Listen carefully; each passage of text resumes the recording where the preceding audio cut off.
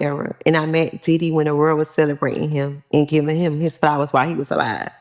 Like he was getting the Global Icon Award, the Lifetime Achievement Award, the Key to the City. He had a new album that was coming out. So I was celebrating him with the world.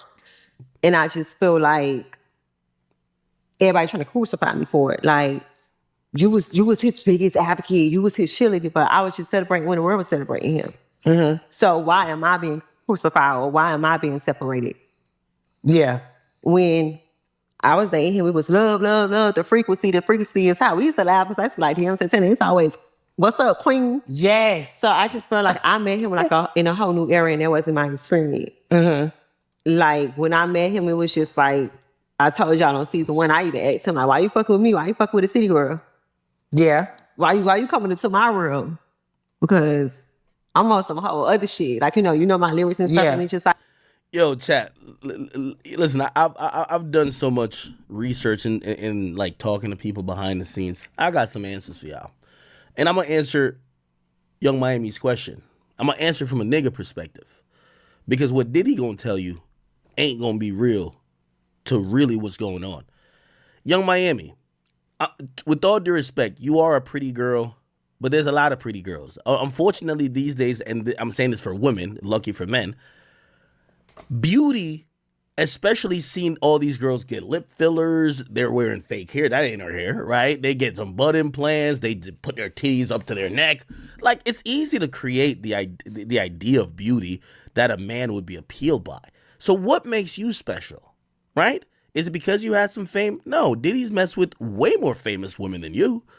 He had J-Lo, for God's sakes. What makes you special?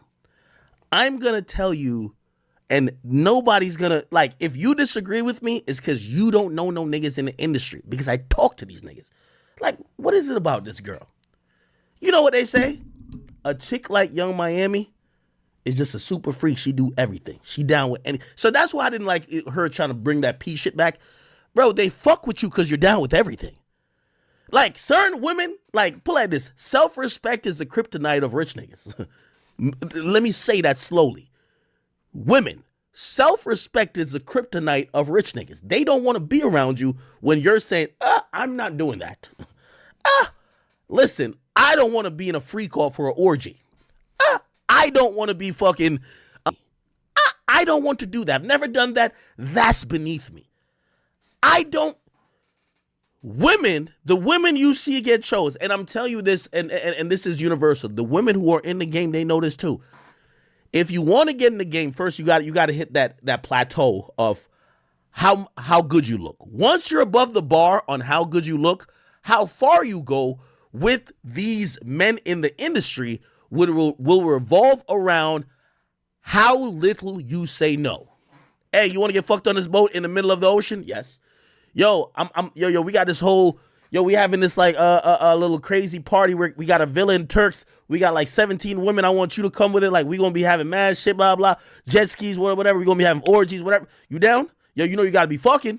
I'm down. That's what these women won't say. They're acting, and they snitch on themselves, because even when they rap about it or they talk about it, never they say, oh, the reason why I'm getting all these benefits or these guys like me is because of my personality. I'm a good person. Like, I'm a sweet soul. I'm caring. I'm really loving. They never say that. So you happen to wonder, why is it? Is it that their pussy's so good? Is it that they suck penis that good? Or is it the fact that their self-esteem is tanked? Their ability to be down with whatever the dudes that are controlling and footing the bill want is actually there. That's what it is. That's what Young Miami is not telling y'all. And I don't know if she's accepted that herself. Diddy's been fucking women, hordes of women, thousands of women for over 30 years. If he gets with a city girl, you think he wants to have missionary sex and just doggy style? Or do you think he wants to have all type of toys, other men, other women, other just out of this world? Because now he's trying to create, like, at that point for people like Diddy, sex becomes a drug in the sense of, yo, you're trying to chase the high of the first time you fucked, except you fucked so many bitches, you need to recreate some new shit to feel even half the feeling. So now you gotta have Young Miami off 15 drugs, getting eating out 5 other chicks' pussy. What it is. Here's the thing. The women who get up to that stature, they don't say no. I always say to women who claim they hang around celebrities, I say you got 2 choices to pick. If you start to say yes, don't say yes and then say no. And let me explain what I mean. Don't start to be like, oh yeah, I'll do this, but I won't do that. And what I mean by, let me explain even more because that might sound crazy. Oh, I'm down to threesome in the orgy, but nah. Listen, it's either you're going for the top, or you're gonna just have your self-respect and say no, I'm good. Unless you want to fuck with me in a one-on-one, or you want to fuck with me in this type of capacity, I'm good. But a lot of women, they'll suck a nigga off at a party, suck a nigga off at a B&B kickback, suck a nigga off at a game night. Then you know what the nigga gonna say? All right, it's time for the threesome. Nah, I thought it was just me. No. You're in the life now. That's just what it is. That's just now. I'm being very like lewd, and I know people are gonna be like, "Yo, act whoa!" Like I'm telling you the truth. I'm telling you the truth. The women you see that are at the top, they do everything. That's why when some of these topics of peeing comes around, when they say, "Oh, I don't do that," I'm like, "Stop lying." They all get peed on. They all lick ass. They all do threesomes. I mean, you see. I gotta stipulate with successful men. They're basically bouncing from successful nigga to successful nigga, and you're like, what is it about them? Is it their personality? Are they that funny? Maybe they're just a good time. No, they're just the girl that does anything. It's let me use a Kwame Brown saying, the go along, get along gang. Okay, whatever freak shit a nigga got in mind, they'll do. Promise you. Like when I got with him, he was just a man. Like it was more of like, okay, we ain't gonna do that. We gonna sit, we gonna communicate, we gonna get solutions. What's going on? Like we ain't even going that route. So that was my experience with him. So a lot of the things that people really like say about him, you didn't experience that as in dating. That's not something that you saw. So is that the reason why you never said anything? Is that the reason why when all of these allegations and lawsuits came apart, like, why didn't you speak? Because I can't speak on something that wasn't my experience. And I can't speak on something that I don't know. I can't speak on these allegations because I wasn't around at the time. I don't know that person and that wasn't my experience. You see, well, there's allegations about, hell already. There's allegations with you being around, allegations of you providing drugs, allegations of you being around sexual encounters. You haven't spoke about those. And by the way, I don't expect her to speak about it because these are civil situations that a lawyer, listen, I know when you get sued, you don't want to be speaking about these things. But if you're going to do I'm coming clean shit, just be like, hey, these are legal situations, but I'm innocent. I didn't do nothing. And they're lying. Like, I'd rather her say that, but she's acting like really like, oh my God, these things were going on? Come on, like. So with you being, I feel like, a survivor of domestic violence, he never hit you in a relationship. He was never violent. Was that something that you had to tolerate, or that wasn't a part of?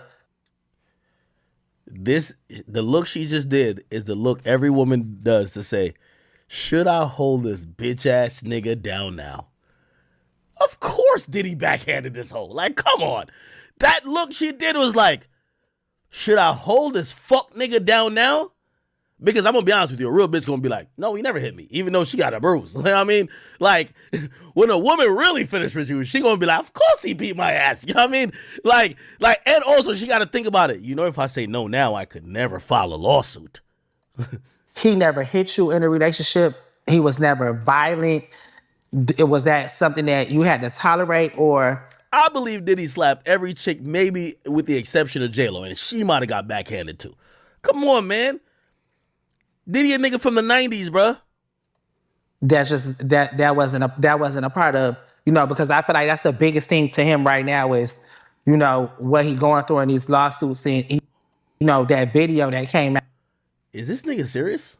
This gay nigga, it can't be serious. The biggest thing is that he hit women? Brother, I'm sorry. There's too many. I'm not supporting domestic violence. But if slapping a bitch is the biggest thing that Diddy's guilty of, trust me, this is hip hop. Niggas would be like, oh, we don't. They would be like, bad Diddy, and 6 months later be partying with him. That's not why Diddy's in trouble. Diddy's in trouble for them freak offs, nigga. Let's keep it a bean. Like him putting a hand on a bitch. Like again, with all due respect, we don't condone it, but that ain't why, my nigga. Out. And it's like, I feel like a lot of people are wondering, was that your experience? And I know personally that you've been through domestic violence before, and I don't think that's something that, I know that's something that you've grown from and that you don't. By the way, somebody just pointed this out on Twitch. Hey, we got about 14,000 people on King Akademils YouTube, man. I hit the like button. We only got like 700 likes on there. Come on, man. Get that shit to at least 3 bands. Tolerate. I've been through domestic violence in 2 relationships. And I told myself, after the second relationship, I would never put myself in that situation again, especially now being that I'm a mom. I was a mother then, but like having a daughter, like I would never put myself in that position. I don't stand for domestic violence. I'm just not going for that. So do you feel like with dating Diddy, like, was it a business relationship? Do you feel like it was beneficial for you? I feel like it was beneficial for both of us. I think that, like, you know, I was able to come and be a brand ambassador for Deleon and take it to a whole nother level, because I feel like, I won't say nobody wasn't drinking Deleon, but... Nobody wasn't drinking Deleon. Yo, this chick is full of herself. Shorty, nobody drank Deleon because of you. Like, what Diddy did for Ciroc, I ain't even gonna lie, I did a big alcohol purchase today. I actually bought Ciroc. I felt guilty though. I said, damn. Not that I'm like supporting Diddy, but like Diddy was the black ambassador for this brand that's really white people shit.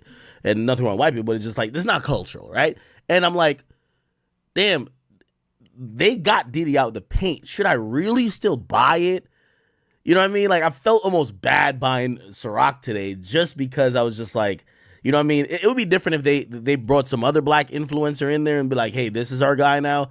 But it's clear that they have been ingratiated with the cultural market, and I don't think they're gonna fuck with nobody cultural again. And if we keep buying the shit, it's like gonna be like, oh, okay, we keep running up the sales, even though they don't have nobody of culture there, right? You know what I mean? But whatever. Anyway, And nobody wasn't drinking Deleon, but... Nobody wasn't drinking Deleon.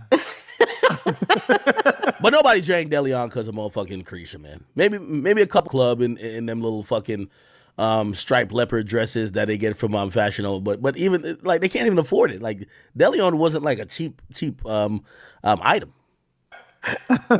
But when I came, it was just like, it's a city or a summer, we drinking Deleon, we acting bad. So I feel like I was an asset. I honestly just feel like with Diddy, like, you know, I met him at a pee party, and I don't know what his intentions was, but I don't know if it was like business or he really liked me, but I felt like, you know, when he got me, he really saw something in me, and that's why he was like, you know what? You got a big personality. Like, you can... Yo, women gotta stop being delusional, man. Oh, a nigga fuck with me because I got a nice personality. Bro, like, come on. You should do a podcast. Like, you know how to engage in conversations. Like, you know how to ask good questions. So I felt like, you know, I came into his world and I was able to, like, turn everything he had going on up a notch. Like, you know, he had Deleon. I was able to have the whole world drinking Deleon, putting in his songs. Like, I made it popular, you know? Yeah. And then... Wait, what? Chat, if you've never bought that shit a day in your life. Revolt, I was able to come and make it the #1 podcast on Revolt. Yeah. So I felt like, you know, and then with him... Now, here's my analysis of this, and I'm sorry I keep pausing it, but, you know, shit, you know, we got to add some context and shit. I believe that, you know, Diddy's intentions with her was 100% sexual. This is like a woman who is like seen as sexy in pop culture. I could get her to bend to my every demand and literally be on all fours for me in any freaky situation. By the way, I don't know if y'all remember when Diddy was going on mad vacations when they first got together. Young Miami would be there with a gang of other chicks. Like, I'm not even trying to, like, I ain't trying to, you know, because I got no smoke with homie. So I'm not trying to, like, fuck with his household. But Devin Haney's girl used to be on there, too. Like, Devin Haney's girl, Lena Syed. She was with Taz Angels. She was with Diddy and them Diddy, Young Miami early on. Like you would see, like she's now pregnant for Devin Haney. That's why I don't really want to go too crazy. But yeah, like they would all be on a yacht. Look, I just Google it. Lena, bro, you know I miss nothing. Lena Sayed, Young Miami, Diddy. All you gotta do is do a fucking look. They're all on vacation, my nigga. Look, they're all on vacation. Like they were all like, bro, this was orgy time, bro. Like, you know what I mean? Diddy get them all on the 100-foot yacht and was going from room to room to fuck them all, just slanging dick like it was going out of style. You get what I'm saying? So I think he definitely had her around for sexual reasons and maybe fun reasons. She probably knew how to pop off a party, get good vibes. Like, you know what I mean? Like a lot of women ain't good vibes. Like some women, they get drunk and they fuck up the shit. She might be the good vibes that like encourages like, yo, y'all girls get turned. Like, let's get lit. Like, so I definitely think that was the intention.